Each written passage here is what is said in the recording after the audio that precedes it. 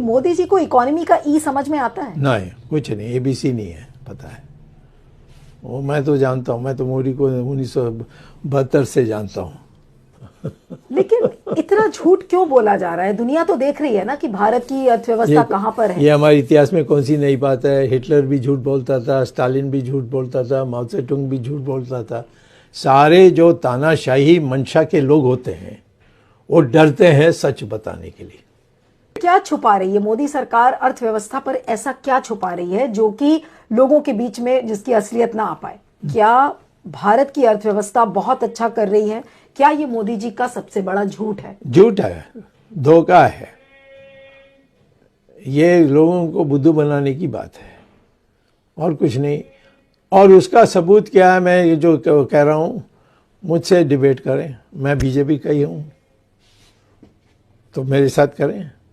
आप क्योंकि खुद एक इकोनॉमिस्ट हैं और बहुत अच्छे से उस सब्जेक्ट को समझते हैं, अगर आप ये कह रहे हैं कि अर्थव्यवस्था अच्छा कर रही है, ये मोदी सरकार का सबसे बड़ा झूठ और धोखा है जो आपने कहा, उसके अगर 5 इंडिकेटर्स इस झूठ के अगर मैं आपसे पूछूं कि सबसे बड़ी विफलता अर्थव्यवस्था में मोदी जी की क्या है, अगर 3 या 4 पॉइंट्स में मैं आपसे पूछूं तो वो क्या है सर?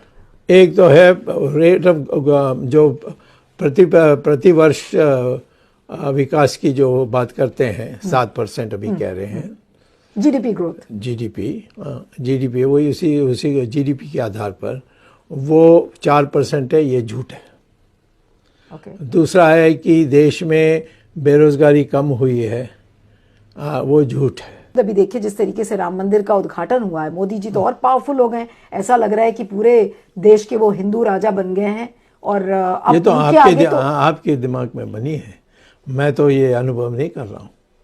जहाँ भी जाता हूँ लोग कहते हैं आपने सुप्रीम कोर्ट में करा दिया, और हमारे सब जगह में मीटिंग्स के लिए लोग बुला रहे हैं। बात समझ में नहीं आती कि बीजेपी में सारे डरे हुए हैं, कोई मोदी के खिलाफ बोलेगा नहीं। आरएसएस सारे नहीं, मैं नहीं डर रहा हूँ। नहीं, मैं आपकी बात नहीं कर तो फिर सारे मत बोलो। हाँ, तो ज्यादातर लोग बोलो, आपको छोड़कर ज्यादातर हाँ, ठीक है, ये बोलो। बिल्कुल ठंडे, हाँ, वो बोलते नहीं है मोदी के खिलाफ, आरएसएस बोलता नहीं है, तो फिर मोदी को चुनौती कौन देगा?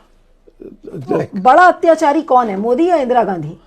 नहीं, अत्याचारी का सवाल नहीं है। दोनों लोकतंत्र में भी उनका कोई दिलचस्पी नहीं है या विश्वास नहीं है या आस्था नहीं है, दोनों ऐसे ही हैं, कोई फर्क नहीं है। तो इसका मतलब तो यही है कि अगर मोदी कंटिन्यू करेंगे तो लोकतंत्र खत्म हो जाएगा? नहीं, अगर इस प्रकार से आप लोग कायर बनते रहेंगे तो यहाँ फिर लोकतंत्र खत्म हो जाएगा।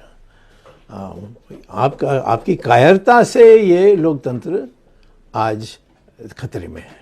हाँ बिल्कुल, मोदी की मंशा, वो डरपोक है, चाइना से बहुत डरता है, उसका कारण है मैं अभी झूठ बोला। यानी कि आप कह रहे हैं कि मोदी सबसे बड़े गद्दार हैं? इस मामले में तो 100% गद्दार है। झूठ बोल रहे हैं कि चाइना ने कोई जमीन नहीं लिया है, कोई आया ही नहीं, कोई गया ही नहीं, बट कौन सुनने वाला है? आप चाहते हैं 2024 में मोदी प्रधानमंत्री बने? ना, उसको नहीं बनने के लिए मैंने तो पब्लिकली में बोल दिया है।